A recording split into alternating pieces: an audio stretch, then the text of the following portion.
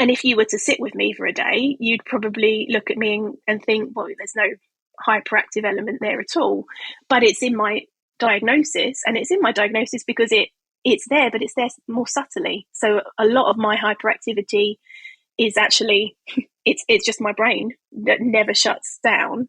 But equally, I'm forever jogging my knee up and down, which occasionally does get on people's nerves, but for a lot of the time can go unnoticed. Or I'm forever changing my position when I'm sitting. So I've got one of the cool meditation chairs now, so I can do all different positions and still feel comfortable. Welcome to the Unconventional Business Podcast, your place for real stories of real people growing their businesses in the real world. Most of us are neurodivergent in some way, but of course everyone is welcome. This is the place for rule breakers, narrative dismantlers, and those who just want to forge their own unique path in the world. You will find no do it my way or 6 steps to 6 figures and all that BS here. My guests and I will offer guidance that allows you to take just the bits you like and easily apply them to your business. And of course, to bin the rest if you like. After all, building a successful business, whatever success means to you, is about creating something with structure and flow, not something rigid that feels like wearing someone else's clothes. Join me on this journey and together, let's do business differently. Joining me today is Nicola Thomas, founder of The Busy Brain. Nicola helps newly diagnosed ADHDers to understand their brains and begin thriving in the workplace. I had the absolute pleasure of training with Nicola on Unmasking's ADHD coach training, which I cannot believe was a year ago, which is crazy. No. And Nicola also, I was very honoured, chose me as her ADHD business coach, and we spent most of this year working together, which was also an absolute pleasure. So yeah, I'm really excited to have this conversation. Thanks so much for being here today. Oh, thank you for having me. I'm excited to see where it goes. We have no idea yet, do we? Let's face it. That's the joy of being an ADHDer. Absolutely. So I'll start with my favourite question. What makes you unconventional? I don't know. I've never really thought of myself as particularly unconventional, although I do feel like I'm always the odd one out. So maybe I am a bit in that sense. I was the person who, when everybody was going around with their Nokia phones and all excitedly playing Snake and everything, I was like, I'm not having one of those. Everyone else has got one, so I don't want to have one. And I had a bit of a rubbish, I thought it was a Vodafone one that it looked cool. But the best thing about it was different to what everybody else had. So maybe that's my thing. I mean, you could call me unconventional in the sense my husband says over the last few years I've really changed. I've gone from the very serious kind of person who's very focused on must be having this particular career and striving for this and earning this and getting to this point, to now being very much like, I just want to be happy and have something that fits around my life. And he's just constantly talking about how I've become the hippie of the family. And he mentioned it the other night. It's like, you've changed so much in the past few years. And I just responded with, yeah, I'm having a midlife crisis. that's what you could think to look at it. You know, I left my job to set up my own business. We're home educating our daughter, which is, you know, although it's becoming more of a thing now, is still pretty much against the norm. I feel like I've done a bit of an about turn with everything. Just now it's all about, okay, I used to be very much like work. That is what I'm here for. And now I've kind of flipped to, no, I'm here to like live a life and to actually get some good stuff out of that. And the work will help with that. And it feels like it all came about after I got my ADHD diagnosis, weirdly. So I think it's been that's been a big help for me, because I've now that I understand myself more and I'm not trying to fit this mold that everyone around me was fitting into so naturally. So all of my oldest friends I've always felt like I couldn't keep up with them, and like, why can't I manage to do the things that they seem to do so easily? I was always like the black sheep in my mind. Whereas now I look at it and like, I understand that now. It's just that I think differently to them, and there's nothing wrong with that. There's been like a lot of acceptance on my part for actually the great things about my brain and the things I can do that actually maybe they can't do, and like the creativity I can bring to things that I think I could kind of took for granted a lot beforehand. So yeah, I think I've gone completely off off the question. I think that's a beautiful answer. Like, you know how here I am for things like acceptance and working with your brain and embracing your strengths. Like, that's what it's all about. Maybe I would challenge the midlife crisis. Maybe it was a midlife revelation. Yes, I like that. All the things you've gotten out of it. I mean, Oh, that's incredible. I'm loving it. I'm so glad I took. So I'm so glad I've taken the chances I have. But I think probably to the outside world, it would probably look like a bit of a midlife crisis. But I'm quite happy with that. Really, I don't want it to change anytime soon. I sort of frequently say that in terms of my working life, I'm the happiest I've ever been because I have some control over it, over how I work now and who I work with. But I also I've always loved helping people, and now I get to do that on a really sort of close level, on that one-to-one basis, and I love it. I love it. Like when I come out of my office after I've had a call, that then my husband so many times has said to me, he's like, "You come off of a call, you look 10 years younger." He said, "You're so full of energy and life." And I'm like, "Yeah, it's great because I've just had a call with somebody who has they've had that light bulb moment, or they've managed to accept something about themselves, or they've managed to make their life work for them, and you can see how much that's impacted them and how they're benefiting from that." And it's like, how could I not come out feeling so amazing from being there to witness that? It's such a, and I'm sure you must get the same when you're Oh, absolutely. Yeah, working. I'm sure I bore the pants off my husband when I go back in the house and I'm like, "Oh, the most amazing thing just happened, blah, blah, blah, blah, blah, blah, blah, blah." I literally don't shut up about it until I take a breath. And then he was like, "Good call, was it?" So, yeah, I feel like you and I, like, we have a lot in common in terms of like life stage, reaching that later life realization.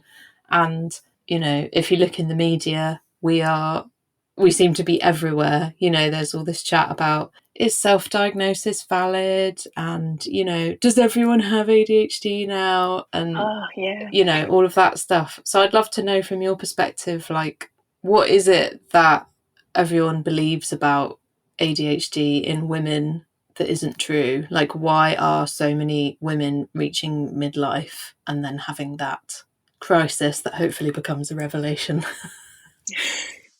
Yeah, because that is the thing. Is ADHD is massively underdiagnosed in girls and women because our symptoms are so different to the idea of ADHD to people, and it's still I've been immersed in ADHD for so long now and learning about it that I feel like everybody should be on that same level of knowledge, but obviously that they're not yet because they're not haven't been as immersed in it. But there is still that idea of ADHD is the hyperactive boy that's causing trouble in the classroom, and that's not the ADHD girl is not doing that, so therefore she's not getting picked up. And I have a friend with a child a year older than my daughter, so in primary school, and she was telling me that they had identified the children in that year who they thought might need to go for an assessment,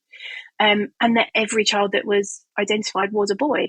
And I'm looking at that now and I'm like, statistically, that can't be. It's a big year group. There's no way there's not one single girl in there, because we've been set standards by society that we feel we must adhere to.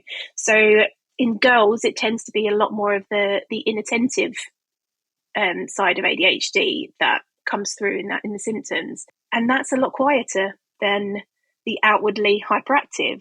And actually, I'm diagnosed as combined. And when I was looking into diagnosis, and I was going through the questions, the thing that always stumped me was the hyperactive part of it, because me and my husband were actually diagnosed within weeks of each other. Oh, wow. So when we've been looking at looking at it together, and I was like, all this, but yeah, I'm not like running around the place. And he was like, oh yeah, I am. We're looking at that, and I was thinking, well, maybe I probably don't have ADHD then, because I'm not, bouncing off the walls. And if you were to sit with me for a day, you'd probably look at me and think, well, there's no hyperactive element there at all. But it's in my diagnosis, and it's in my diagnosis because it's there, but it's there more subtly. So a lot of my hyperactivity is actually, it's just my brain that never shuts down. But equally, I'm forever jogging my knee up and down, which occasionally does get on people's nerves, but for a lot of the time can go unnoticed. Or I'm forever changing my position when I'm sitting. So I've got one of the cool meditation chairs now, so I can do all different positions and still feel comfortable. Or I've spent years like playing with my necklace. I've worn the same necklace for nearly 24 years now. And if I don't have it on, I don't know what to do with myself, because that's my little fidget. So there's all the things there that I should just like previously would have just written off. But there's small things, they're things you wouldn't notice. And that's part of the problem, is that girls' symptoms are a lot quieter than boys. And I think we do try to hide them, because often it's, things like if it's forgetfulness or not being able to follow through on a task, we tend to feel a bit of shame around that. We feel we should be able to do that. So we don't want people to know that we can't do that. The number of times in the past where I've, maybe been a manager has said to me, "Oh, how are you getting on with such and such?" And this realization in my head of, I'd forgotten I was supposed to be doing that, but I can't admit that I'd forgotten that, because then they'll think I'm a bad employee. So then I make up an excuse, or oh yeah, I'm just waiting for something to come through on that, or yeah, I can give you an update on that later. I'm a terrible liar. I'm sure I could see through it every single time. But because of that need to protect myself, it wouldn't have been picked up, because I'm always scurrying behind all the mistakes, trying to cover them over before anybody notices that I'm different and that I'm not keeping up in the same way. I'm saying air quotes, which you can't see on a podcast. I think you're so right, though. I think that's the crux of the issue here, is ADHD has always existed in women, but it was never researched. It wasn't even possible for ADHD to be diagnosed in adults until relatively recently. So there's this different manifestation of the symptoms as you've described, and I can relate to so many of them. I sit on an exercise ball. That's how I get my fidgeting in at my desk. And I have loads of things on my desk to fiddle with, which I have to try and not do when I'm recording a podcast. But then there's also the sort of wider issue of sexism and misogyny and capitalism and all the other isms and shitty societal structures we're trying to dismantle, where women were traditionally conditioned to be the good girl. And so even if we, and we weren't seen as equal, it still blows my mind that we could only have our own bank account in like the 70s. Like when I tell my son that, his eyes go really wide. If I allowed him to say what the fuck, he'd say what the fuck. But yeah, and it's the mix of the two, isn't it? It's the different presentation, and then it's the girls, all that conditioning, all those messages where even if you were the hyperactive boy, you learned to squash it, and it was squashed out of you.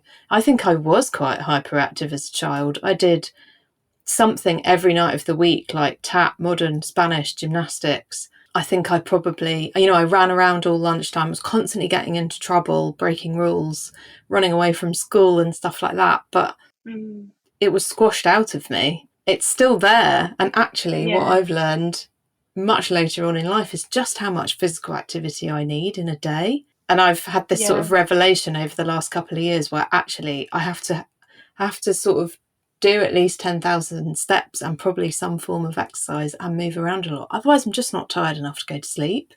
So it's amazing when you have that realization, like you were saying earlier, like what you're then able to realize about yourself and how you're able to understand yourself and how you're then able to give yourself what you need and unsquash all these things that have been squashed inside you, which is, you know, that's where the magic happens. So if you could wave a magic wand in this space, what would you change and why for women and girls with ADHD? I would change just the perception. I think just for everybody to open their minds a little bit and kind of and see what's being missed.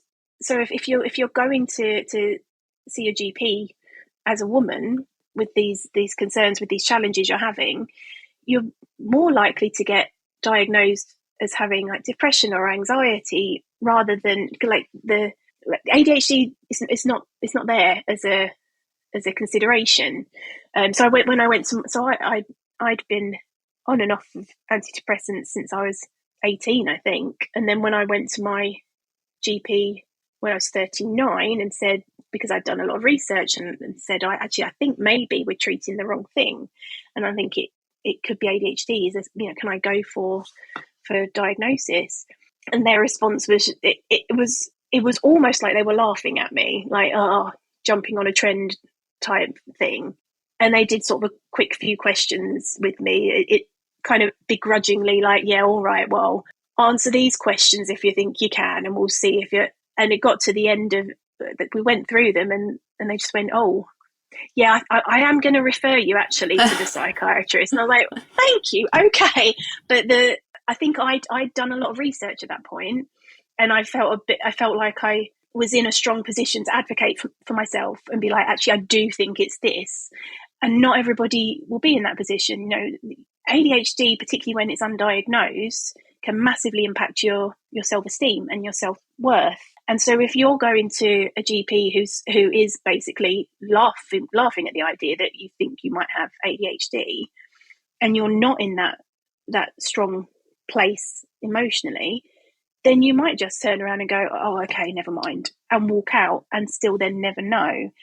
And so I think actually, I guess that's probably a good starting point, is actually making sure that medical staff are more aware of the presentation so that they're actually able to differentiate between somebody who is in a depressive episode and somebody who's in like ADHD burnout, which I know that's something that in the past I'd been in periods of without realizing. So I think that probably, if we could start with the wand there, because it's probably a bit much to wave it over everybody in the world. But if we could get that understanding, that makes such a massive difference. Yeah, and I think you've landed on a key point there, actually, that is good to talk about, is that imposter syndrome that can come with thinking, oh my God, is this ADHD? And I think this is my personal little bugbear with the narrative in the media, is this idea that we're self-diagnosing after one TikTok video. And I literally have not met one person, and I have talked to hundreds of ADHDers by this point. I've not met one person who did that. It takes time. For me, it was probably 2 years in the brewing, and that involved reading books, talking to people, watching videos, following ADHDers on LinkedIn, having ADHD coaching myself. And for most of that, I felt like an imposter. When I started to share with people, the phrase I used was I think I might have an ADHD brain. There was a disclaimer every time I talked about it, oh, I don't have a diagnosis. But it was painful. It was full of grief. It wasn't a fun realization. It wasn't oh, here's a trend I'm going to jump on. It was oh my God, suddenly my whole life makes sense. But also hours and hours and hours of sadness for past me, and how awful large parts of my life had been, and how many mistakes I made. But then on the flip side of that, as I went through that, was being able to let go of shame for being in debt, for being divorced, for nearly losing my job, for being homeless, for the gazillion and one mistakes I made. It was well, now I can see this through the lens of your brain was dopamine seeking. I think that was my big thing. You have a Yeah. dopamine seeking brain. Naturally lower levels of dopamine, only with a smorgasbord of unhealthy choices to get that dopamine, like, oh, okay, well then a bunch of stuff makes sense. But I think this idea that it's like a fun label to have is just so misguided. Yeah. And I don't know anyone for whom that's true. I don't know anyone who hasn't found this process deeply painful. Yeah, I was going to say that was such an important point you're making there, that people aren't just turning around and going, oh yeah, I think I've got ADHD. I'm just going, yeah, hi everyone, I've got ADHD. I think I sort of gone back and forth on it for 2.5 years before I actually contacted the GP. And I think you're right. That's generally the experience, because maybe partly because of the narrative of everyone's jumping on the bandwagon, that actually makes you less inclined to say something about it until you're feeling so super sure, and you've gone down and you've looked at every bit of research you can find, and because you don't want to get it wrong.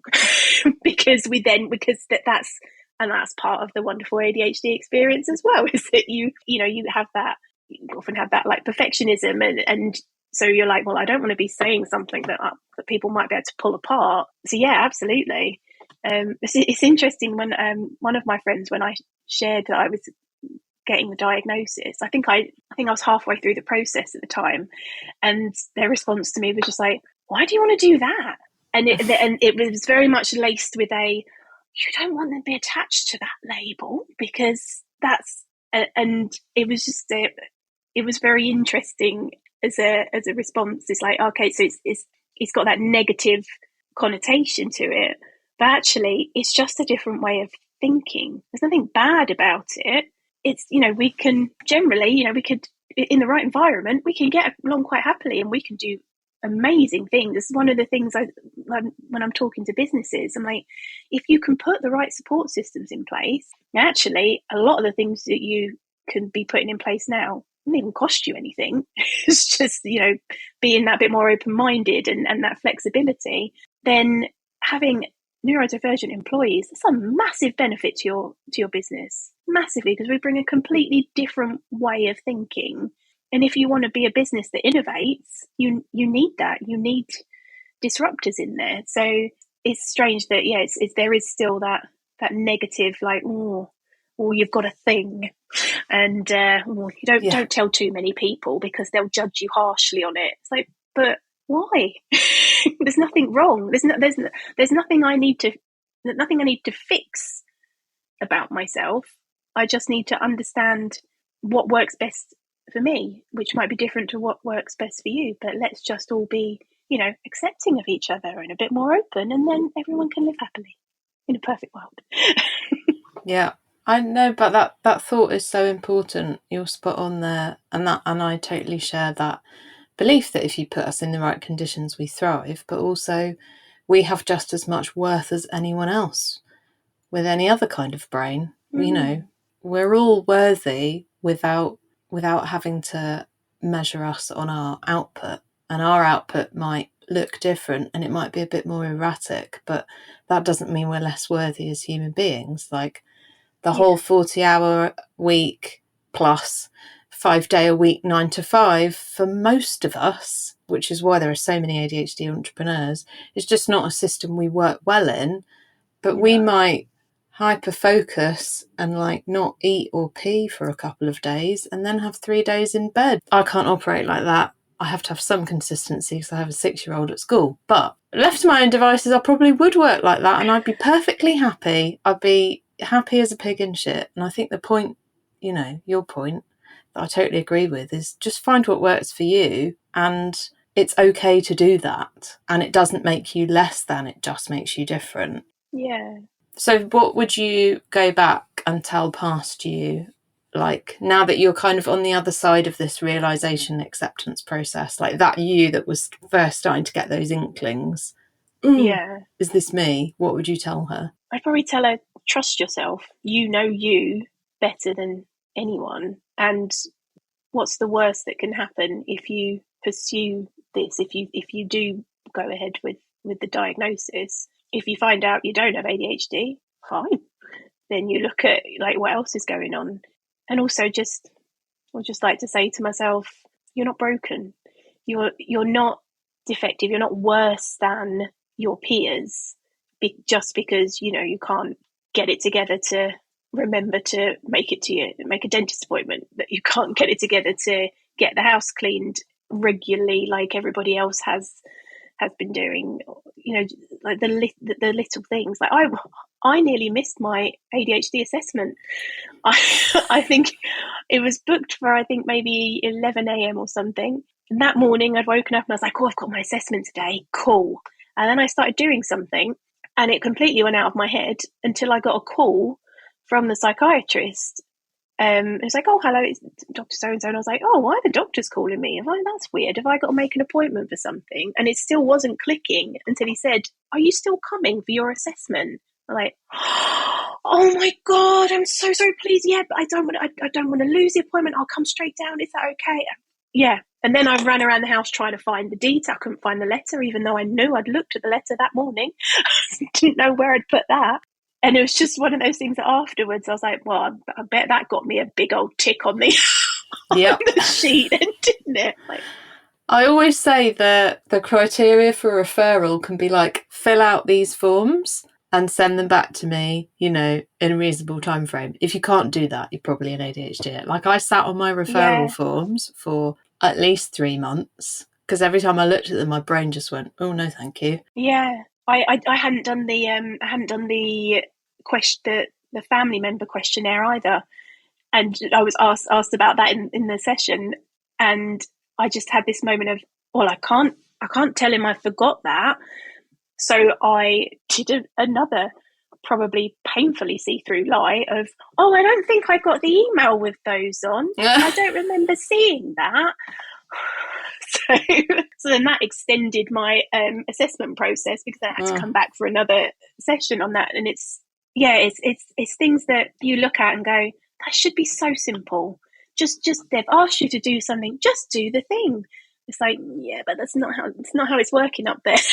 No, that is the curse and the challenge of having an interest-based nervous system. Well, unless it's life or death and you go into crisis mode and you're flooded with adrenaline and then you can do any and all of the things.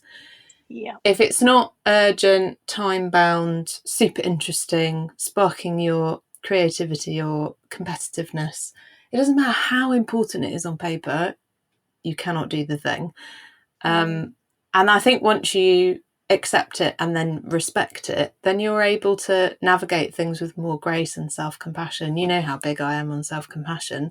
And then just find other ways of doing things. Like my beautiful office pod, there's one bit of wood around the outside of it that's not treated. So when you order it, when it arrives, they say, you'll have to treat this bit. I bought the varnish about 2 days later. I had the brush, it's all there. Boring. Not interesting. Very important. Spent a lot of money on this thing. I don't want it to rot over the winter. And I had to say to my husband at some point, it's a nice day today. I cannot get started with this. I just can't. Can you just stand with me, open the pot, do the first few brush strokes and just get me started? And I didn't judge myself for that. And he didn't judge me. He just went, yeah, sure. I clearly communicated what I needed. And once I was off, I was off. And then I loved it. It was great mindfulness. Like I love painting stuff.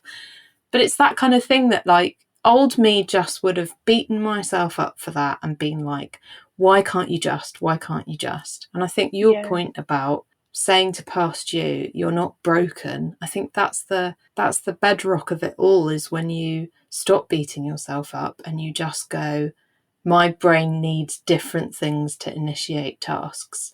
I need different things to help me self-soothe. I need much more rest than other people. And you just map it out for yourself and begin to move in those ways. And then there's less of that butting up against those hard walls of like, oh, fuck's sake, I can't do this thing. And you just go, I can't do that way. I have to do it this way. It's become in our household now. It's become so common for me and my husband. If we know there's something we need to do and we're struggling to get started, we'll just say to the other, "Can you body double me later so I can get this done? Amazing. Can you just take that time?" And it's actually it's part of the reason. So I've set up. I'm allowed to plug something I'm doing. But I've set up on a Friday now. I run an hour session called Finish It Friday, and it's 4 till 5, and it's completely free to attend. And the idea of it is to come along and actually be with other people virtually and work on something that you've been putting off all week, so that you can tick it off before you go into the weekend and know, and like kind of clear that out of your brain. Because I'm like, I can't, we're not the only ones in this position. If other people are struggling, and it's been so nice. It's been so nice, sort of the people turning up for it, and actually the benefits to them, and sort of seeing what they're, by the end of it, they're like, oh yeah, I got this. It's, you know, it's not a guaranteed thing of come and spend the hour and it's going to get completely done, because, you know, most tasks don't fit so neatly into that time, but it gets you started. And sort of the number of people like, right, yeah, I'm going to carry on with this after the end of the call. And it helps me as well, because it means that if I've got something that I've not gotten around to, I know there's a dedicated hour at the end of the week where I'm going to have to show up and actually get started. I know it's not something that works for everyone, but we've found it super effective at getting through those niggly things that you know you have to do. I love that. That's such a great idea. Wildcard question: one podcast, book, or documentary, some kind of resource that everyone should consume, and why? Oh, I would recommend Ellie Middleton's first book. I know she's just released another one, which I need to get my hands on. What was it called? Unmasked. It's called Unmasked, isn't it? Unmasked. Yeah. I found that really useful, partly because I am noticing a number of autistic traits in myself, and so the fact that book covers so that book covers the two, and it's really got me thinking a lot more about how I marry those two sides of me. But I think it's a great thing if you suspect that you might have ADHD or might be autistic. It's laid out in such a good way that it's kind of it's good for our brains. And also, I'd recommend, if you don't identify with any kind of neurodivergence, that you still read it to understand how it is for others around you, because it's most likely that someone you know will be neurodivergent, so actually be good to understand them a bit better. So definitely that one. I think it's on audiobook as well, I'm pretty sure. It's such a great book. I'm also going to chuck another one in, which I think is relevant to this conversation, which is We Are All Neurodiverse by Sunny Jane Wise. And I just, write that down. That book is such a great discussion of neurodiversity, but also intersectionality, and even bringing things like diagnoses of other mental disorders in, and sort of presenting them as like, what if these are also just differences? And I felt so liberated when I read it, and I just love this presentation of the idea of just putting everyone on an equal footing, but then understanding, accepting and respecting their differences, whatever they are. And it just, I don't know, it was almost like this manifesto for an ideal world. I hoovered it up over the space of a weekend. So I really recommend that as well. And I think just having that mindset, especially if you're early on in the journey with ADHD, I think reading things like that really help you start to embrace that idea of, I'm not disordered, I'm different, and that's okay. But yeah, there are loads of amazing resources and writers out there. I won't bang on about all of them. One day I'll write my own. So I think this is part of the problem for my brain, is there are so many amazing resources that then my brain's going, where do we go? Which one do we choose? Exactly. Well done for narrowing it down for the purposes of this conversation. So you've mentioned Finish It Friday. I'll put the link in the show notes. If people have enjoyed listening to you today, how can they find you online, and what can they expect when they do? So you can find me on my website, which is www. I don't think we include that anymore, do we?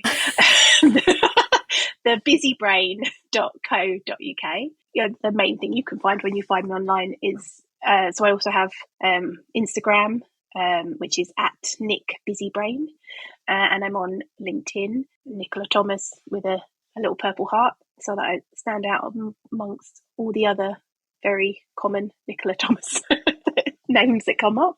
But you can expect to find a judgment-free space and lots of like relatable content. I'm very open with the struggles that I've had and the challenges that I face, and it's just, you'll just find a lot of acceptance. And I want to build a community. I want more people to feel okay with having a difference. You can work with me on a one-to-one basis on coaching. I'm about to launch a new package which is aimed more at the busy mum trying to juggle a million things at once, who is wanting that extra support but thinking, how the heck am I going to fit another commitment into my week? So I'm doing something a little bit different there, which I'll be announcing very soon. Exciting. I promised my mailing list that all future announcements would go to them first, so I won't say anything more than that yet. But I do have a mailing list as well, which you can sign up to through my website. Yeah, I think that's it. Brilliant. Well, yeah, a great conversation. I'm sure anybody at that early stage of their journey will have found this valuable. Well, I hope they will have, and hopefully felt empowered to advocate for themselves through the diagnosis process, educate themselves with some resources, and maybe just think about their ADHD brains a bit more differently and, hopefully more positively. So, thanks so much for your time. Really appreciate it. Thank you for having me. Yeah, hope it's been useful. If you've enjoyed this episode, please do drop this podcast a rating or review. I'd be ever so grateful to reach more of those that need to hear it. So I'd also like to ask you a favour. Who do you know that would benefit from listening to this episode? Please hit share and send it to them too. Thanks so much for listening, and I can't wait to see you here next time. Let's do business differently.